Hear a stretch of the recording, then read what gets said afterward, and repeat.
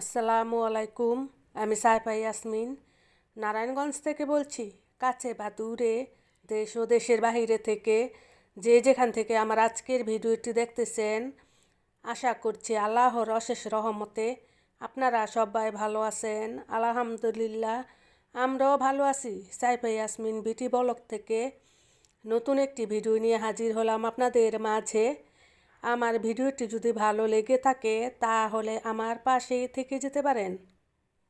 আজকে সকাল সকাল একটি কাঁঠা নিয়ে ছাদে চলে আসলাম। বেগুনগুলি আর কি অনেক বড় হয়ে গেছে আর বাড়তিও হয়ে যাইতাছে, এই কারণে পেরে নিতেছি আর কি কি সবজি পারি ছাদ থেকে। আপনারা পাশে থেকে দেখবেন প্লিজ। আর যাদের ছাদ আছে তারা আর কি ছাদটা খালি ফেলে রাখবেন না, একটু আর কি মাটি এনে তারপরে সবজি বুনে খাওয়ার চেষ্টা করবেন, তাহলে অনেক টাকা আর কি বেঁচে যাবে।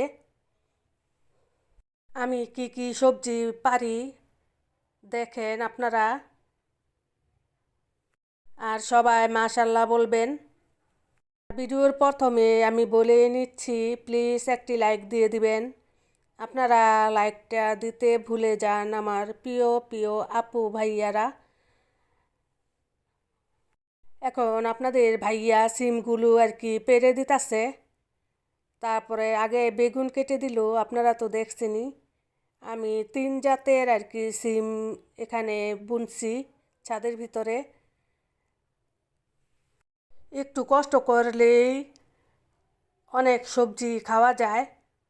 আপনারা একটুখানি কষ্ট করলেই আপনারা অনেক সবজি খেতে পারবেন। আর নিজের হাতের সবজি, কোনো রকম আর কি সার ছাড়া, ফরমালিন ছাড়া সবজি খুবই আর কি খেতে ভালো লাগে। আর লাউটা দেখেন অনেকটা বড় হয়ে গেছে, লাউটা খুবই বড় সাইজের হয়েছে। আর যখন আর কি লাউটা রান্না করছি একদম গলে গেছিল। আর ছাদের সবজি একটুখানি আর কি চুলাতে বসাইলে কষাইলেই একদম গলে যায়। তারপরে যেখানে অনেক পেঁপে হয়েছে, এর আগে আমার ভিডিও যারা দেখছেন তারা বলতে পারবেন আমি কয়েকদিন আর কি পাকা পেঁপে নিয়ে খাইছি। কাঁচা পেঁপেটা আর কি আমাদের ঘরে পছন্দ করে না, এ কারণে আর কি পাকিয়ে তারপরে নামাই পেঁপে। আর এখানে যে টমেটো গাছ ফুল আসছে। আর আমার আগের ভিডিওর ভিতরে দেখতে পারবেন আমি অনেক আর কি সবজি আগে এই ছাদ থেকে খেয়েছি। আর একটি গোপন টিপস আছে এই ছাদের ভিতর থেকে আর কি অনেক সবজি খাওয়ার, পাশে থাকবেন তাহলে দেখতে পারবেন কি গোপন টিপসটা। তারপরে যে পুঁইশাকের আর কি দানা হয়েছে অনেক, পুঁইশাকের দানাগুলিও এখন আপনাদের ভাইয়া পেরে দিবে। পুঁইশাকের দানা তো আমার কাছে খুবই ভালো লাগে শুটকি দিয়ে রান্না করলে।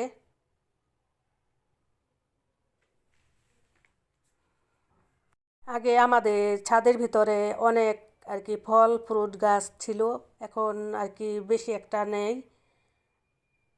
এই যে দেখেন পুঁইশাকের বিচিগুলি।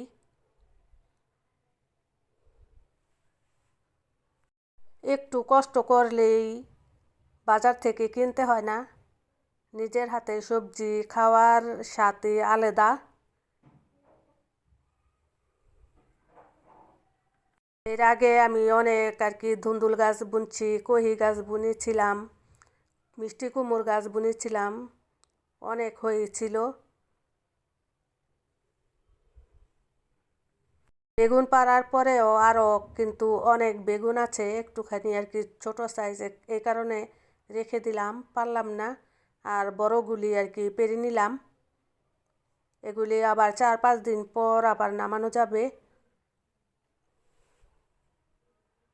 আর যারা আমার আগের ভিডিও দেখেছেন তারা বলতে পারবেন আমাদের আর কি ছাদের ভিতরে ড্রাগন গাছ অনেক আছে, অনেক ড্রাগন ফল আর কি গরমের ভিতরে খাওয়া হয়।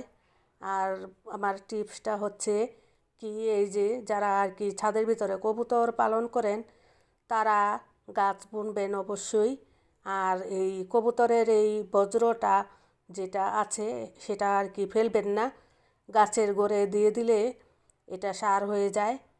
আর কবুতরের বজ্রটা কিন্তু খুবই আর কি গাছের জন্য উপকার। গাছের ভিতরে গোড়ায় দিয়ে দিলে মাটির ভিতরে আর কি কবুতরের বজ্রটা, এটা খুবই ভালো সার হয়। আমি সব সময় এই কবুতরের বজ্রটা আমি ফেলে দিই না, আমি গাছের গোড়ে দিয়ে দিই, মাটির ভিতরে দিয়ে তারপরে মিক্স করে দিয়ে দিই, তাহলে আমার সবজি অনেক হয়, ভালো হয়। এই যে লেবু গাছে ফুল আসছে অনেক। এর আগে লেবু আর কি যেগুলি বড় হয়েছিল খেয়ে নেওয়া হয়েছে, আবার ফুল আসছে লেবু গাছে। আর এখন ড্রাগনের সিজন না। এই যে দেখেন, এই ফুলটার নাম কি আপনারা বলবেন, আমি বললাম না, আপনারা বলে দিবেন, কমেন্টে জানিয়ে দিবেন ফুলটার নাম কি। তারপর এখানে আমি আরেকটি বেগুন গাছ আর কি লাগিয়ে দিছি। এখানে আর নাগা মরিচ, যেটাকে আর কি বোম্বাই মরিচ বলে। দেখেন কতগুলি সবজি, কতটা ভালো লাগে না বলেন আমার প্রিয় আপুরা ভাইয়ারা। এখনও লাইক দেননি কিন্তু একটি লাইক দিয়ে দেন। আর এই যে 3 পদের আর কি আমি সিম রোপণ করছি, একটা হচ্ছে যে চ্যাপ্টা, আর একটা হচ্ছে চিকন, আর একটা হচ্ছে যে গোল। 3 পদের আমি সিম এখানে রোপণ করা হয়েছে আমার। আল্লাহ হাফেজ, আসসালামু আলাইকুম।